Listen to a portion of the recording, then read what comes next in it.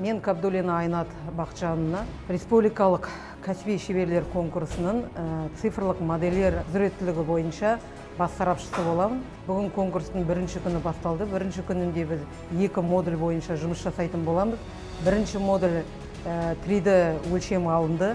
Содан кейін екінші модульде біз лекалысын дайындадық. Бүгінгі жалпы конкурстың тапсырмасы спорттық киім болып алынды. Бүгінгі күні лекалысын ұстады, ертеңгі күні виртуалды 3D манекенде кигізетін болады.